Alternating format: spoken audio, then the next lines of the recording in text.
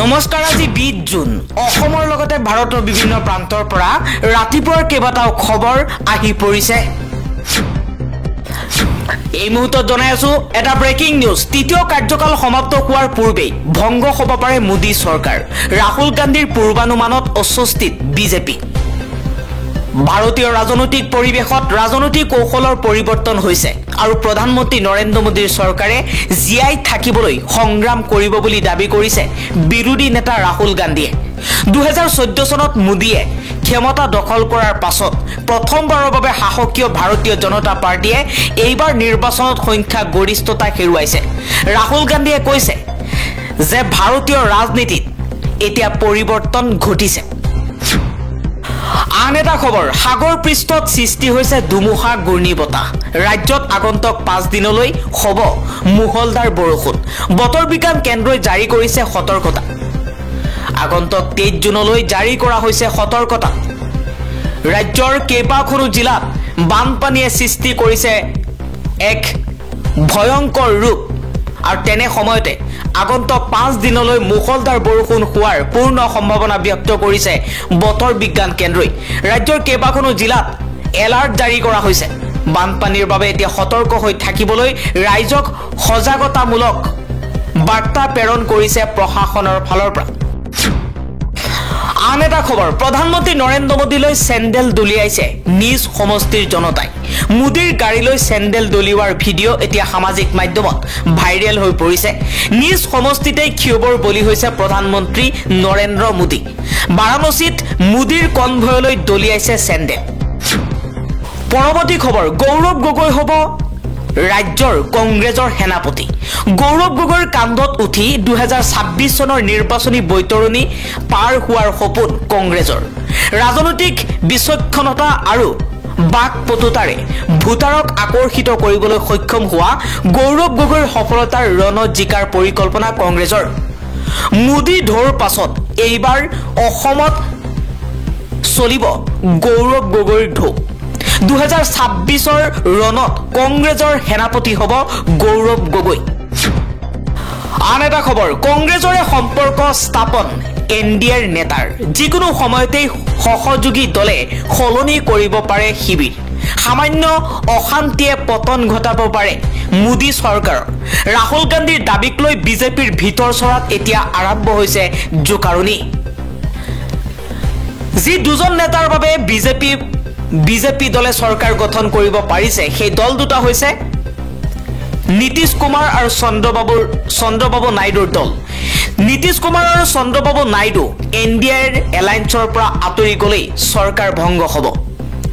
যদি কংগ্ৰেছৰ লগত নীতিশ কুমাৰ আৰু চন্দ্ৰবাবু নাইডু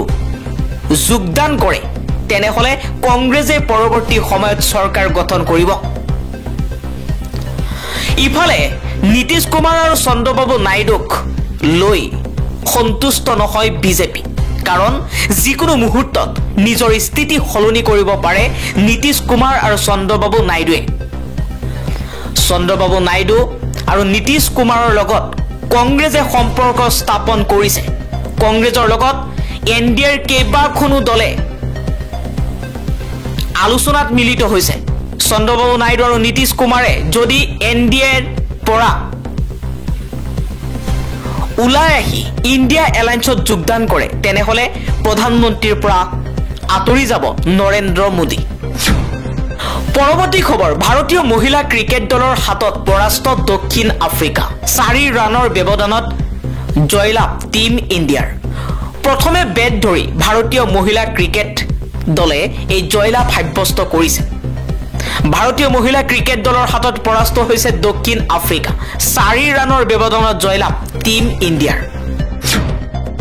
পৰৱৰ্তী খবৰ 10 লাখ প্ৰত্যক্ষ আৰু পৰোক্ষ নিয়োগৰ সম্ভাৱনাৰে কেন্দ্ৰীয় কেবিনেটত মন্ত্ৰী সৰ্বানন্দ সোণোৱালৰ বিভাগত বৃহৎ সিদ্ধান্ত মহাৰাষ্ট্ৰৰ ৱাদাৱানত নিৰ্মাণ হ'ব সেউজ ক্ষেত্ৰ বন্দৰ প্ৰকল্প কেন্দ্ৰীয় কেবিনেটত সৰ্বানন্দ সোণোৱালৰ বিভাগৰ এক ডাঙৰ সিদ্ধান্ত গ্ৰহণ কৰা দেখিবলৈ পোৱা গৈছে মহাৰাষ্ট্ৰত বন্দৰ নিৰ্মাণৰ বাবে ৭৬,২০০ কোটি টকাৰ প্ৰকল্পত অনুমোদন জনোৱা হৈছে আন এটা খবৰ ধুলা থানাৰ তদানীন্তন ওসি উৎপল বৰাক চাকৰিৰ পৰা বৰখাস্ত বিষয়াগৰাকীৰ বিৰুদ্ধে চলি আছিল বিভাগীয় তদন্ত এক্স যুগে এই কথা সদৰি কৰিছে ডিজিপি জিপি সিঙে অপৰাধৰ লগত জড়িত থকাৰ তথ্য প্ৰমাণ পোৱা গৈছিল বৰাৰ বিৰুদ্ধে ঢেকিয়াজুলিৰ কিশোৰী হত্যাৰ গোচৰত হাঙুৰ খাইছিল বৰাৰ নাম কিশোৰীগৰাকীয়ে আত্মহত্যা কৰা বুলি ষড়যন্ত্ৰ ৰচিছিল বৰাই অভিযুক্তৰ পৰা উৎকুচ লৈ হত্যাক আত্মহত্যাৰ ৰূপ দিছিল বৰাই আৰু অৱশেষত ধুলা থানাৰ তদানীন্তন ওসি উৎপল বৰাক চাকৰিৰ পৰা বৰখাস্ত কৰা হৈছে আন এটা খবৰ বিজেপি শাসনলৈ অহাৰ পাছতেই আৰম্ভ হৈছে দেশত সাম্প্ৰদায়িক হিংসা বিজেপি শাসনলৈ অহাৰ পাছতে আৰম্ভ হৈছে সাম্প্ৰদায়িক হিংসা ঈদৰ সময়ত গো হত্যাৰ অভিযোগত ধৰ্মীয় সংখ্যালঘু সম্প্ৰদায়ৰ ওপৰত আক্ৰমণ সংখ্যাগুৰু হিন্দু সম্প্ৰদায়ৰ হিংসাত্মক আক্ৰমণ প্ৰত্যাক্ৰমণত আহত আৰক্ষীসহ 15 জনকৈ লোক পৰিস্থিতি নিয়ন্ত্ৰণৰ বাবে কাৰফিউ জাৰি কৰা হৈছে বিজেপি ক্ষমতালৈ অহাৰ এসপ্তাহ অতিক্ৰম নকৰোতেই উৰিষ্যাত আৰম্ভ হৈছে সাম্প্ৰদায়িক সংঘৰ্ষ সংখ্যালঘু সম্প্ৰদায়ৰ ধৰ্মীয় উৎসৱ ঈদ উদযাপনৰ সময়ত গো হত্যাৰ অভিযোগত দুটা সম্প্ৰদায়ৰ মাজৰ সংঘৰ্ষৰ সৃষ্টি হৈছে ৰাজ্যখনত সোমবাৰে আৰম্ভ হোৱা এই হিংসাৰ পাছত মঙলবাৰে পুৱা উৰিষ্যাৰ উপকূলীয় চহৰ বালাচৰত কাৰফিউ জাৰি কৰিছে প্ৰশাসনে ইয়াৰ লগতে ইণ্টাৰনেট সেৱাও কৰ্তন কৰা হৈছে উল্লেখ্য যে সোমবাৰে বিয়লি চহৰখনৰ সাম্প্ৰদায়িকভাৱে স্পৰ্শকাতৰ অঞ্চল পাত্ৰপৰাত দুয়োটা সম্প্ৰদায়ৰ সদস্যই ইজনে সিজনৰ লগত সংঘৰ্ষত লিপ্ত হৈছে সংঘৰ্ষৰ কাৰণ হৈছে স্থানীয় একাংশ লোকে নলাৰ পানী ৰঙা হৈ পৰা দেখা পায় যিটো তেওঁলোকে জীৱ-জন্তুৰ তেজৰ বুলি সন্দেহ কৰে এটা সম্প্ৰদায়ে গো হত্যাৰ সন্দেহৰ পিছত আনটো সম্প্ৰদায়ে তেওঁলোকৰ সৈতে মুখামুখি সংঘৰ্ষত লিপ্ত হয় এটা সম্প্ৰদায়ৰ লোকে আন এটা সম্প্ৰদায়ৰ লোকে হিল লাঠি আৰু কাছৰ বটলেৰে গাড়ীত জুই লগাই আন এটা সম্প্ৰদায়ৰ ঘৰত আক্ৰমণ চলায় দুষ্কৃতিকাৰীয়ে বিভিন্ন গাঁও ভাঙি মানুহৰ ঘৰত শিলগুটি নিক্ষেপ কৰি জুই লগাই ৰাস্তাঘাট ভাঙি লণ্ডভণ্ড কৰে পৰিস্থিতি নিয়ন্ত্ৰণৰ বাবে আৰক্ষীয়ে খালী গুলীচালনাৰ আশ্ৰয় ল'বলগীয়া হৈছিল দুয়োপক্ষৰ মাজত হোৱা সংঘৰ্ষৰ ফলত 5 জন আৰক্ষীকে ধৰি কমেও 15 জনকৈ লোক আহত হয় জিলা প্ৰশাসনে অঞ্চলটোত CRPCৰ 144 ধাৰা জাৰি কৰিছে মাত্ৰ সিদিনাহে ৰাজ্যখনত বিজেপিৰ চৰকাৰ গঠন হৈছে মোহন মাজিয়ে